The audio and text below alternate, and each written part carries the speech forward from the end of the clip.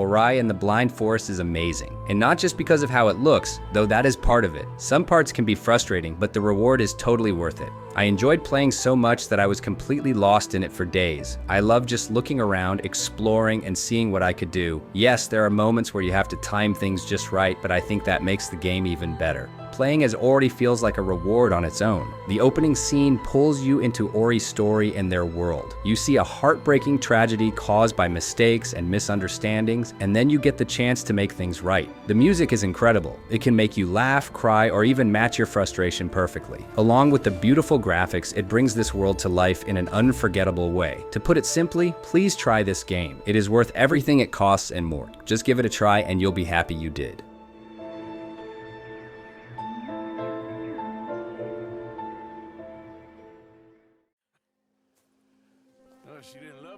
Red Dead Redemption 2 is hands down the greatest of all time. The story is incredible with amazing characters, each with their own unique backgrounds and personalities. You'll get really attached to them and it'll feel like the gang is your own family. Playing this game is like watching a TV show you never want to stop. Everywhere you go, there's something new to discover. You'll explore snowy mountains, busy cities, swamps, and so much more. The music in the game is beautiful, and the scenery will take your breath away. There are so many things to do, like fishing, camping, and even singing and dancing. The game is so detailed, you can even shave, eat, and sleep. Take your time and don't rush through the story. The game is meant to be slow-paced, and you'll enjoy it so much more if you let things unfold naturally. Arthur Morgan is by far one of the best characters ever created, and you get to play as him. The graphics are stunning, and the acting is top-notch. Every moment in this game is special, and it's truly a masterpiece that can't be compared to anything else.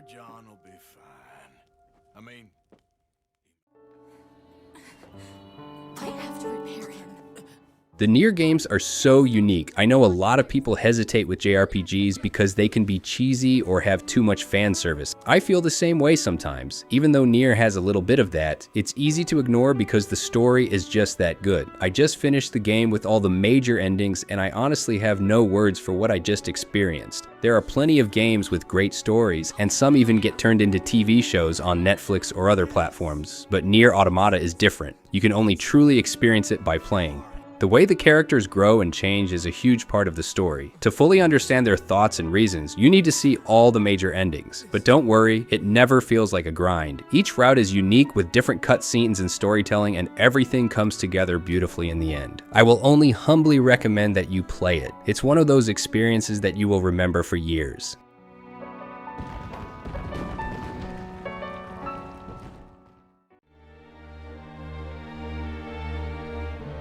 I've been playing a lot of competitive games, but Final Fantasy 15 is different. I can play it at my own pace and it feels really special. The story is so good that it makes me feel emotional almost every time I watch a movie-like scene. I love how the game makes me feel like I'm part of the story. The characters are all unique and interesting, and I like how the game shows things from different viewpoints. It feels like I'm really there with them. The story is about love, friendship, and doing what's right, even when it's hard. The music in the game is amazing too. It's created by Yoko Shimomura, and it's perfect for every moment. Sometimes it's soft and sad, and sometimes it's big and exciting. It makes me feel even more emotions, whether I'm in a quiet moment or a big battle. The music just sticks with me, and makes the experience even more special.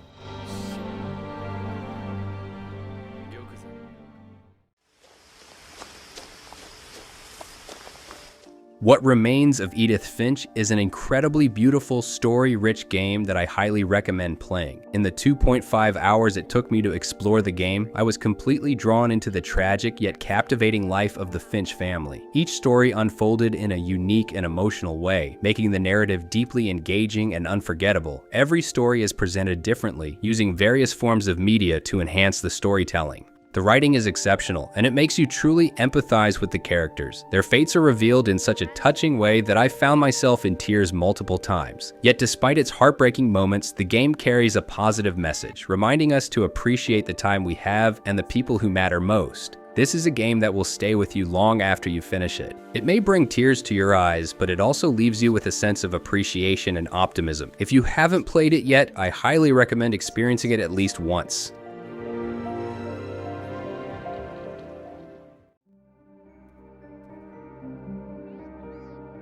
Celeste is a really personal and powerful game. It's all about pushing yourself to climb a mountain, not just physically, but emotionally too. It touches on things like depression, anxiety, and losing hope, but also finding the strength to keep going. Playing it felt calming in a weird way, almost like meditation. And honestly, if you give it a shot, you might learn something about yourself too. The game can be really tough at times, and you might get frustrated, but it's always worth it in the end, because you'll feel so good when you finally succeed. I'd never played a game like this before, but I liked how it got harder gradually, so I could get used to it.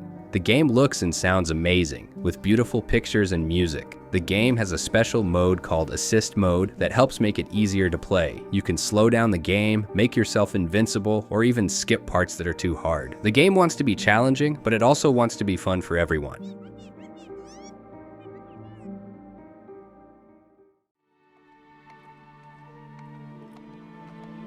Shadow of the Colossus is emotional because it tells a powerful story quietly and mysteriously. As the protagonist, you are a young man who travels to a forbidden land to bring your girl back to life. To do this, he must defeat 16 giant creatures called Colossi. Each Colossus feels like a living creature, not just an enemy. They don't attack you unless provoked, and they seem like peaceful beings, but you have to defeat them to save Mono. This makes every battle feel tragic, as if you're doing something wrong, even though you believe it's the only way. As the game goes on, Wander starts to change. He looks weaker, his skin becomes pale, and his journey seems to be taking a heavy toll on him. This makes players feel even more connected to his struggle. At the end, when the truth is revealed, players realize that they were being used all along. It makes you question if what you did was right, leaving a strong emotional impact.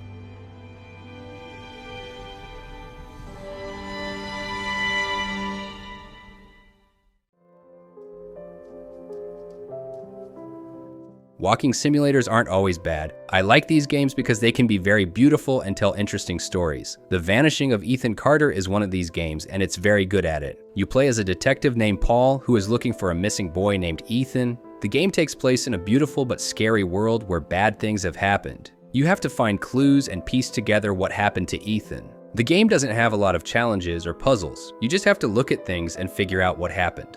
The story is very important, and it's told in a way that's a little mysterious. The game is pretty short, and you can finish it in about 3 hours. The story is very strange and has a lot of symbolism. I won't spoil anything, but from the start, weird things will happen, and the ending goes in a totally different direction than you might expect. Some players may love it, others may feel tricked. If you have patience and enjoy calm, story-driven games, this one is definitely worth your time.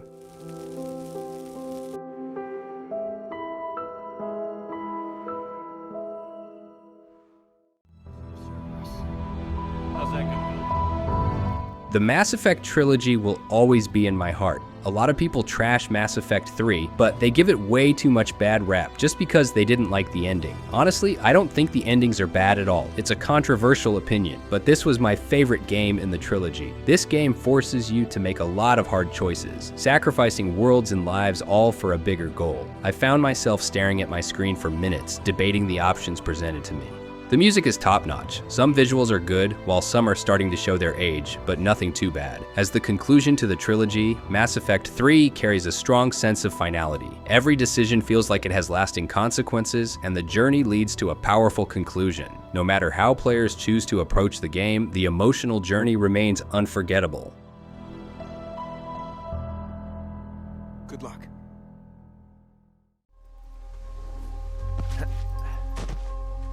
Firewatch is probably one of the best walking simulators ever made. The walking in this game is more interactive than in many other games. You have to use a map that doesn't show your direction and a compass to navigate. This keeps you busy and makes the walking less boring. However, I did get a little bored sometimes, especially when I had to walk long distances to the next destination, but that only happened when there was no voiceover. The voice acting in this game is absolutely fantastic. The two main characters, Henry and Delilah, are played by really great actors. I can't think of any game with voice acting this good. The dialogue is very well written. It's funny, sad, and intense when it needs to be. It's just awesome. The relationship between Henry and Delilah grows in an interesting way, and it's not as one-dimensional as it often is in games. I really liked it a lot. The ending is a bit questionable though. I expected something different. The game gets more intense as you progress, and you can't wait to reach the conclusion. It's an interesting ending, but not what I wanted. This is just my personal preference, of course. Some people will like it and others won't.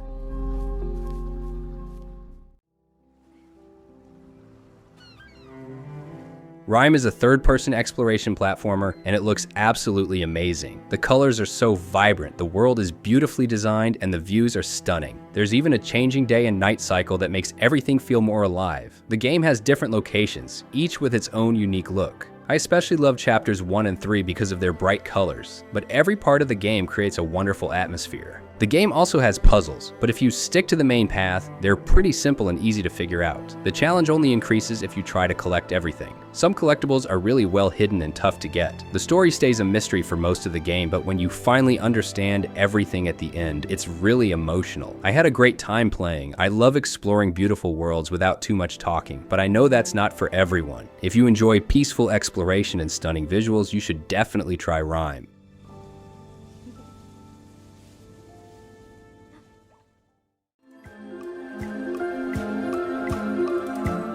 When I first heard about Spiritfarer, I didn't get why everyone was talking about this game. People said it would make me emotional, but I wasn't sure. Then I had to say goodbye to my first character, and that's when it hit me. The game keeps introducing new characters, and at first it all feels unfamiliar, but over time those strangers start to feel like family. You depend on them, they give you advice, and they help you on your journey. Even when I didn't know what to do next, just being around them made things feel okay. There's so much to do. Gathering resources, exploring, upgrading your ship, even fishing. Sometimes I felt lost, but whenever I spent time with the characters who had been with me for a while, I felt safe. I didn't realize how much they meant to me until I had to say goodbye. The more I played, the more I missed them. This game taught me something about myself. Sure, I could start over and see them again, but it wouldn't be the same.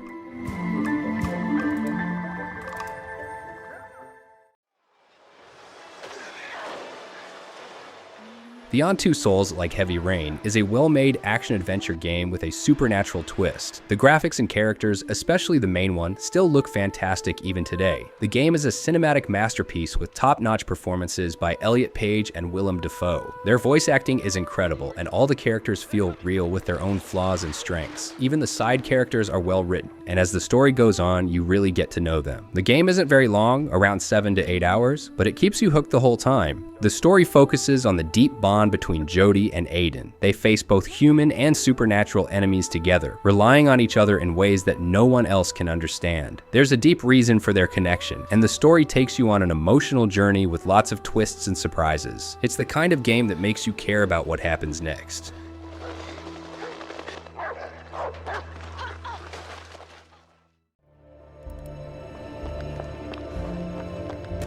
This War of Mine has an interesting take on survival games by putting the player not against zombies or the wilderness, but against human nature. You start with 3 survivors in a city torn apart by war. Supplies are running low, and they've just found an abandoned building to live in. You'll build things like workbenches, chairs, and beds to help them survive. But with limited resources, you have to make tough choices. At night, you send one survivor out to scavenge for supplies. You pick a location and hope to find something useful. You could find an empty building, meet a friendly trader, encounter other civilians, or even run into someone who might shoot you on sight. Each night is different, and you never know what you'll find. Your main goal is to keep your group alive for as long as possible. Sometimes it's easy, sometimes it's hard, and sometimes it feels impossible. After you play through the game, you might wonder if you really won. You'll have to decide what winning means in a war and if just surviving is enough.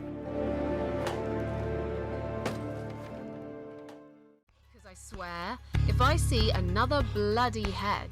If you're struggling with depression, this game might be tough for you, but if you're ready to face it head on, then this game is really special. It's very honest about depression and suicide, and it introduces us to a character named Susan who is very relatable. You'll want to help her and take care of her, and that might even make you more kind to yourself.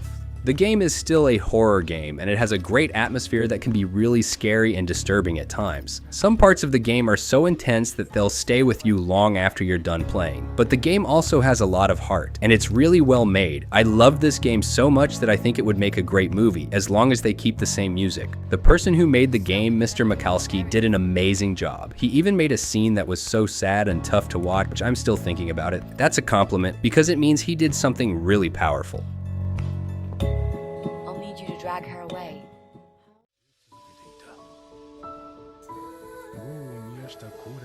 Opus Echo of Starsong is one of my favorite games. The people who made it really cared about what they were doing. The pictures look amazing, the music is awesome, and the story is super interesting. The characters feel real, and the conversations they have are really thoughtful. Sometimes the game can feel a bit slow, but that's okay. Just take your time, listen to the music, and get into the story. If you like reading and don't mind taking it easy, you'll really enjoy this game. The gameplay is pretty easy, to be honest. You just take care of your ship, collect some stuff, and make a few choices. But that's not what the game is really about. It's about exploring a beautiful world and story. I also love the special thank you message from the game makers at the end. They even included audio recordings, which made me feel like I was connected to them. Overall, I had a great time playing this game, and I think you will too.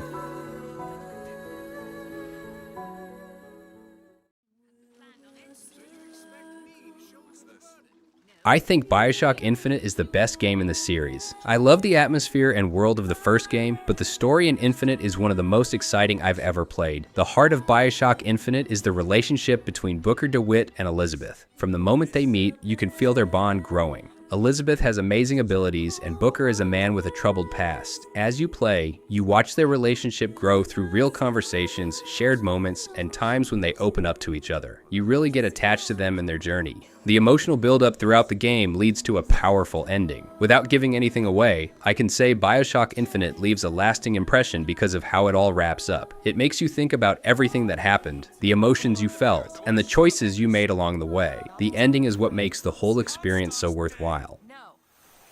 He was here. This way. Undertale is truly amazing. I don't usually play pixel games, but this one is definitely worth the highest praise. The story is so interesting, and you always want to see what happens next. The characters are unique and easy to love, each with their own charm, whether it's their looks, personality, humor, or how they talk. The map and environments are beautiful too. The story changes based on how you talk to people and fight enemies, so your choices really do matter. And if you want, you can replay the game with a different style to see something new. The ending hit hard in the best way possible. You'll wish you could forget everything just to play it again for the first time. Honestly, I can't think of a single complaint about this game. No matter how many years pass, this game will always have a special place in my heart.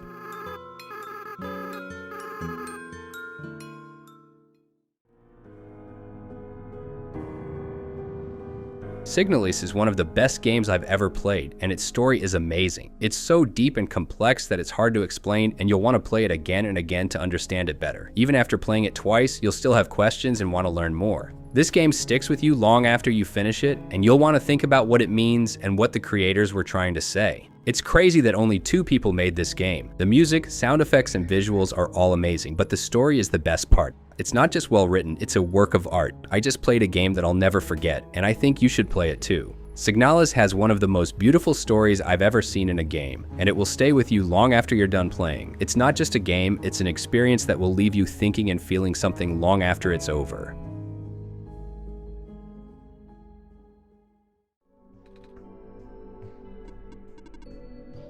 Oneshot is a game that's all about the story. You play as a kind of guide for a character named Nico, who is a cat-like kid. The people in the game think Nico is special, and they think you're a kind of god. Nico talks to you directly, and you help them solve puzzles and make decisions. As you play, you start to feel a strong connection to Nico. They're really cute and realistic characters, and you can't help but want to help them. The game is like a big puzzle, and you work together with Nico to figure things out. The world of the game is really interesting, but it's also really sad. The people in the game are dealing with some big problems, and they're trying to figure out how to save their world. You feel like you're a part of the story and that your actions are making a difference. It only took me 8 hours to finish, but even though it's short, it had a big impact on me. I couldn't stop thinking about Nico, and I wanted to make sure they were okay. That's how much I cared about the character.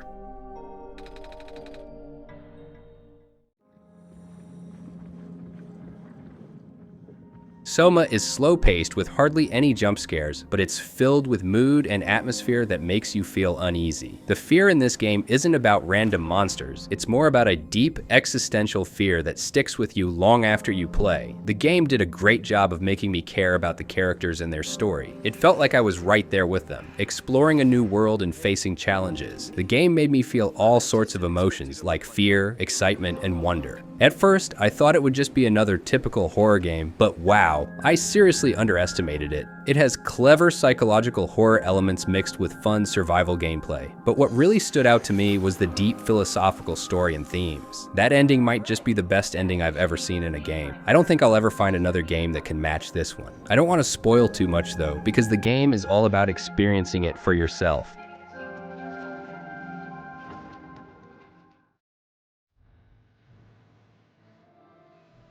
When I played Valiant Hearts, I completely fell in love with this game. It's not just something you play, it's an experience that grabs your emotions from the start. You get to know 4 main characters, each with their own story and struggles, and I found myself really caring about what happened to them. The game shows how war affects regular people, and it's really powerful. What's cool is that the game teaches you things while you're playing. You learn about history through letters, diaries, and old documents. It's like you're discovering new things along with the characters. The game feels very real and authentic, and I loved how much effort the creators put into making it feel that way. The ending is really powerful, and it stuck with me long after I finished playing. If you like games with great stories and history, you should definitely play this one. It's not a fast-paced action game, but it's a beautiful and moving experience that will stay with you.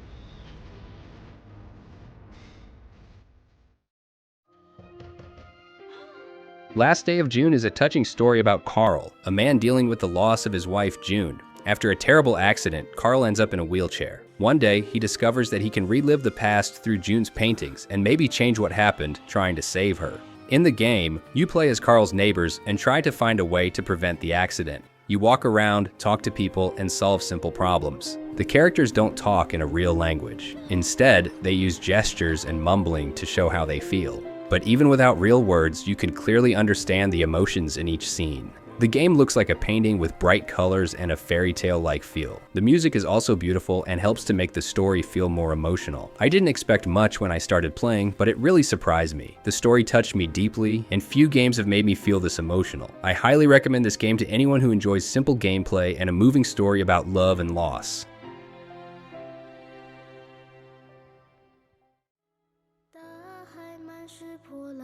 Devotion is a deeply emotional story about family, love, and how devotion can sometimes lead to tragedy. Devotion doesn't scare you with monsters. Instead, it slowly builds fear as you explore the haunted apartment. It reminds many players of PT by Hideo Kojima. The narrow hallways, flickering lights, and strange changes in the apartment's layout create a sense of unease. Simple puzzles guide you forward, not to test your brain, but to help uncover the heartbreaking truth about what happened to this family. As the story unfolds, things grow darker and more disturbing. The final parts of the game show unsettling images that stay with you long after it ends. Even when the plot becomes hard to follow, the emotions are always clear. You feel the father's pain, his hope, and the way his love slowly turns into something dangerous. The music at the end of the game is just heartbreaking. It's one of those things that will leave you feeling emotional and thinking about the story long after you're done playing.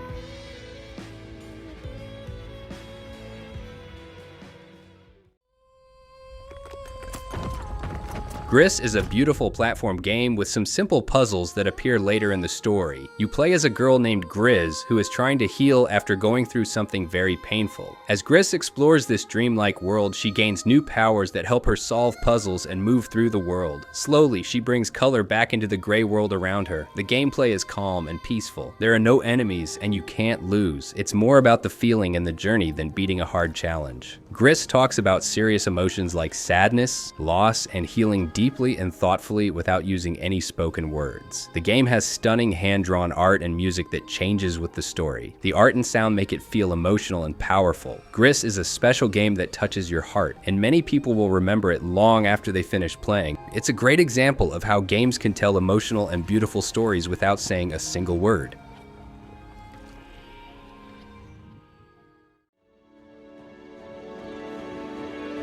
In The Last Guardian, you play as a young boy who wakes up next to a huge creature named Trico. Trico is kind of like a mix between a dog, a cat, and a bird. At the beginning, Trico is hurt and tied up with chains. The boy helps him out by pulling out spears and feeding him, and that's where their friendship really starts. The best part of the game is watching how their bond grows. You'll start to really care about Trico. When they get separated, you'll feel like you have to get back to him. And when the boy's in trouble, Trico will jump in and protect him. Trico doesn't just follow commands, he acts like a real animal with his own moods and personality, which makes him feel so real. If you ever get a chance to play this game, you definitely should. The graphics are beautiful, the story is powerful, and if you're someone who feels emotional like me, you might even cry at the end. It's a really special and well-made game.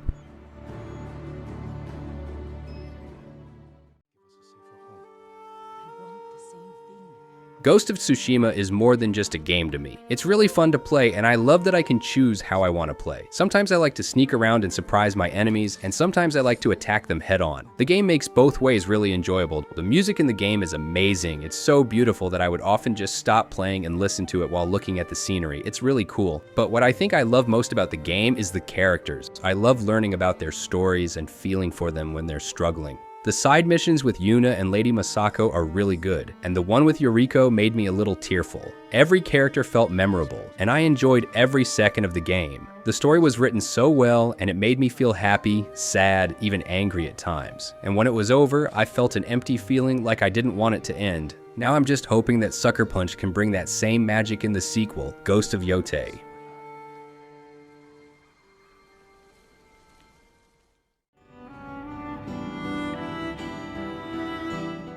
In Brothers: A Tale of Two Sons, you control both brothers at the same time, using the left joystick for one and the right for the other. The characters don't speak English, they use made-up sounds. You understand them by how they act and sound like a happy laugh or a scared yell. This makes the story feel real and strong, even without words. When sad things happen, you feel it deeply because there's no talking to distract you. Near the end, something big and unexpected happens. I really don't want to spoil the story. The way you play changes how the story goes, and it makes you feel the story in a new way. It's so powerful that many people stop to think about it. It's not just surprising, it's sad and makes you care even more. The last time you played, it showed how the brothers' journey changed. People often cry, not just because it's sad, but because they've been with the brothers the whole way.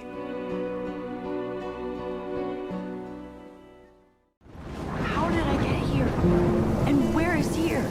Life is Strange shares some similarities with games from the Telltale series, where your choices significantly impact the outcome of the game, leading to both subtle and major changes throughout. You feel a deep empathy for the characters, and the game tackles mature themes such as depression with sensitivity and depth. The writing in Life is Strange is on par with some of the best TV shows and films out there. It makes you question every choice you make and reflect on your own reality. As a player, you genuinely feel like you affect the relationships between the characters, which adds a layer of emotional investment that is hard to find in other games. The music and art design are unique and aesthetically pleasing, offering a refreshing change from the usual games I play. The voice acting is brilliant. Although the lip synchronization is not perfect, it's not bad enough to detract from the experience. Without giving away any spoilers, the story has some incredible twists. I can see why Life is Strange has received so much praise. If you haven't played it yet, I highly recommend it. You won't regret it.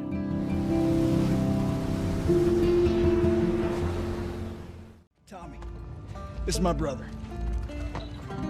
Joe. If you've played The Last of Us Part 1, you know it's one of the most emotionally powerful and story-driven games out there. Part 2 takes this a step further, delving deeply into the complex emotions surrounding death, trauma, grief, and revenge, as well as the intricate challenges of survival in a post-apocalyptic world. Every group in the game deals with the new world in their own way. Some are more brutal than others, but survival is never easy. Everyone is just doing their best. After all, humans are animals, and we are often victims of our own instincts and insecurities. Naughty Dog portrays this beautifully. The characters are beautifully developed, featuring a diverse and realistic cast of individuals. The story is tragically beautiful and will evoke a wide range of emotions during your playthrough. As mentioned, it communicates the many levels of emotion humans experience, both the good and the bad. Characters you love will suffer, but that's part of life, and an apocalypse doesn't pick and choose who it takes. This story is realistic and painful, but it is also beautifully and masterfully told. If you haven't played it, I highly recommend giving it a try. If somehow the Lord gave me a second chance at that moment, I would do it all over again.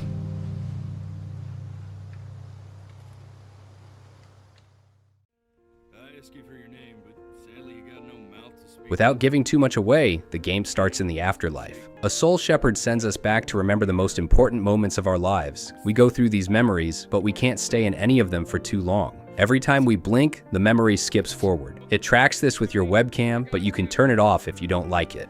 The game is short and can be finished in under 2 hours. The graphics aren't anything too special, but the music and the emotional story are what really stand out. It's the kind of game that hits you emotionally, especially at the end when all the memories come together and you connect the dots with the characters you cared about. It's a really unique experience, and you might want to play it again sometime. If you're thinking about trying it, I'd say go for it, especially if it's on sale. If you don't like it, you can always get a refund. But for me, it was definitely worth playing.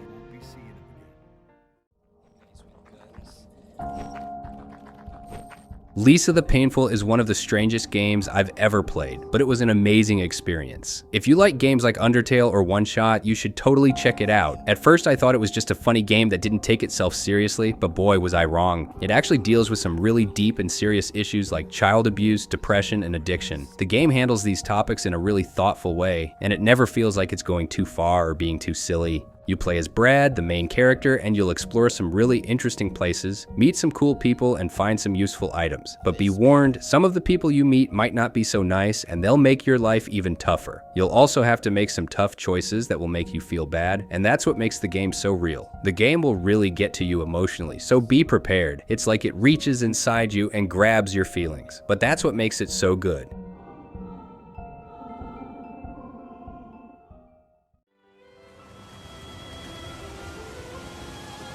Omori talks about mental health in a really honest and amazing way. It shows how emotions can affect people and how they deal with tough times. The characters are all unique and relatable, and they've all been through something big that changed their lives. The game shows how they cope with it, and it's really realistic. The story is slow at first, but it gets you curious. When you finally figure out what's going on, it makes you think about the game and your own life. It's like you can relate to the characters' struggles, whether it's about mental health or just everyday problems. The graphics are cute and make the game seem friendly, but the story is actually really deep. The music is amazing and fits every situation perfectly. The fighting system is also really fun. You have to pay attention and use what you've learned to win. Overall, Omori is one of the best games I've ever played. It's a game that's always worth playing, and I think you should try it too.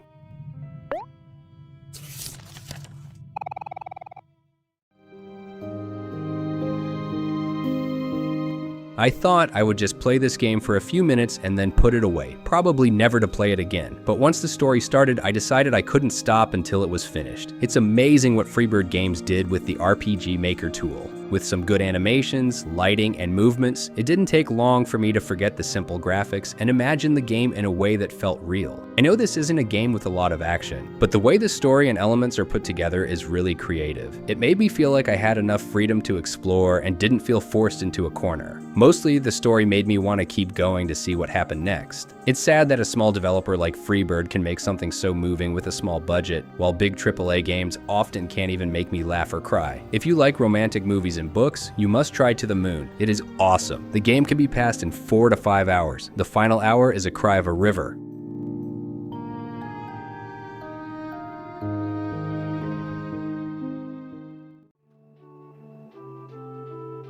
Mother 3 is incredible, but be warned. It will take you on an emotional roller coaster. It takes what Mother 1 and Earthbound did and improves it in every way. The story is powerful, and the ending really hit me hard. The music is fantastic, and the animation is spot on. The beginning and end are especially emotional. The final boss isn't tough because of the fight itself, but because of what it means. I won't spoil anything, but it's unforgettable. Some parts in the middle can be strange or confusing, like certain characters and scenes that feel a bit weird. But overall, the emotional depth of this game is unlike anything I've seen in other games. Out of the whole series, Mother 3 is the darkest and most emotional. It deals with loss in a deep and personal way. Sure, there's still the funny and quirky stuff the series is known for, but the sad moments stay with you.